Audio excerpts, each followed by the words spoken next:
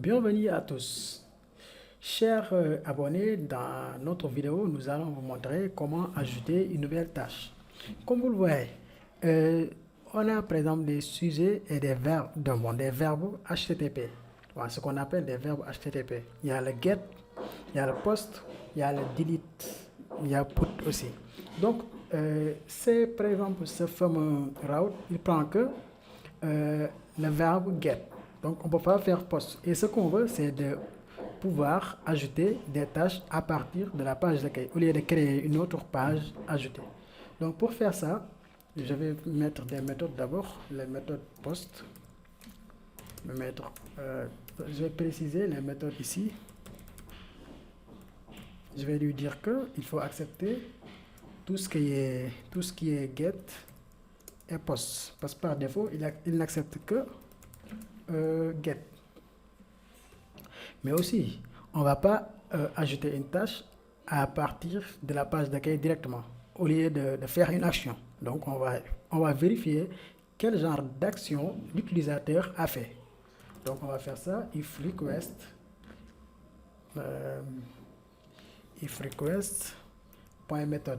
D'abord, je dois importer les requests depuis Flask. Par exemple, sur Django, vous avez l'habitude de mettre request ici. Mais sur Flask, il faut l'importer ici, request. Ok, c'est ça. Request. Oh, j'ai mis deux. Ok, request. Ok, c'est bon. Donc, une fois ça, if request point method égale to post.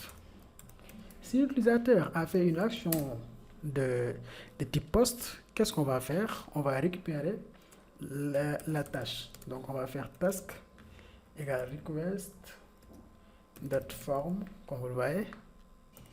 On récupère la task. OK. Ou la tâche.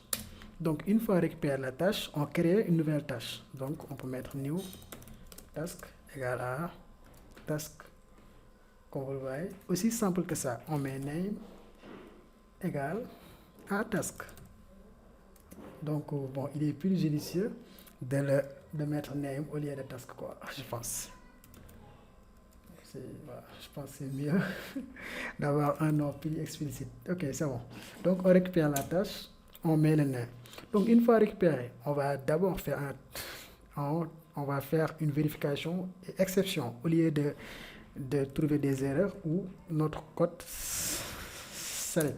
On va mettre un try catch db.session, comme vous le voyez, .add. Ok. Donc, on ajoute le new task, comme vous le voyez. Donc, on a déjà ajouté. On va mettre commit pour enregistrer sur la base de données. Ok. C'est excellent. Donc, une fois à faire ça, qu'est-ce qu'on va faire? On doit rediriger l'utilisateur vers la page d'accueil. Donc, avant ça, je vais faire une exception. Bon, de type exception générique, comme ça. Je vais faire un return. Je vais envoyer sur une page d'erreur. Return. Une erreur s'est produite. Une erreur s'est produite. Ok.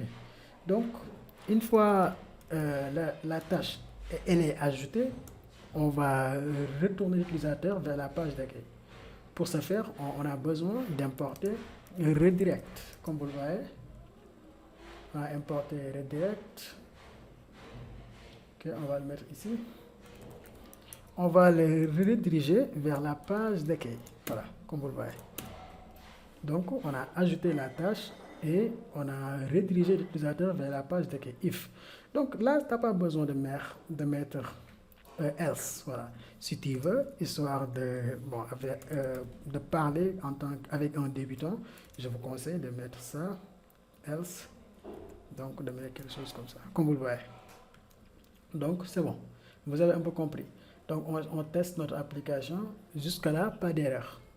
Donc, on va ajouter notre formulaire. Pour le formulaire, je vous conseille de le mettre, parce que c'est petit code, de le mettre ici.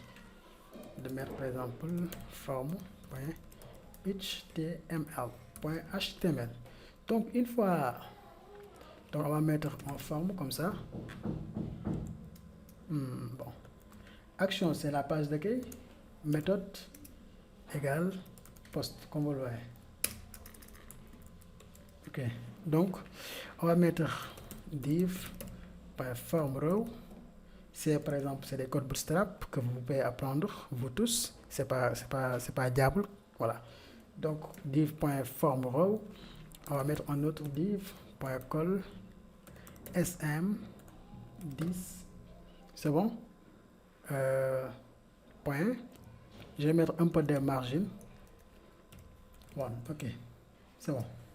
Donc c'est par exemple ici on va mettre le formulaire label for par exemple name. Voilà. On va mettre ici par exemple nouvelle tâche, pourquoi pas.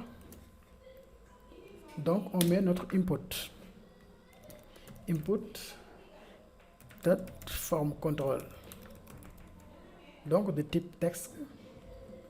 Name, c'est le name qu'on va récupérer. On va mettre name égale name. Donc j'aime beaucoup aussi fermer comme ça quoi. Donc je vais mettre un placeholder égale entrée ou ajouter une tâche. Ajouter, attends, je fais quelque chose comme ça. Ajouter une tâche. Donc je vais mettre l'id aussi égale à name. D'accord. Donc on a notre input. On va tester ça. D'abord pour tester, on va faire ici. On va mettre include partials form.html. Donc je vais vous montrer. Voilà. Voici notre input. Qu'est-ce qui reste? Ce qui reste, c'est le bouton. Le bouton ajouter. Donc on va mettre div.call. Bon, il nous reste combien? SM2. 4. Ok. Bon, SM, bon, je vais mettre 2. 12. Voilà. Call SM2. Donc je vais mettre aussi en margin Y. Hein. C'est bon. Donc je mets par exemple bouton .btn primary. Ok. Ajouter. Donc c'est de type submit. Submit, ok. Comme vous le voyez, bon, je vais actualiser la page, comme vous le voyez. Voilà. Oh, il y a la margine qui ne marche pas. Pourquoi? Ok. Bon, pas de souci, on va gérer ça. D'accord. Donc, on a notre bouton qui est là.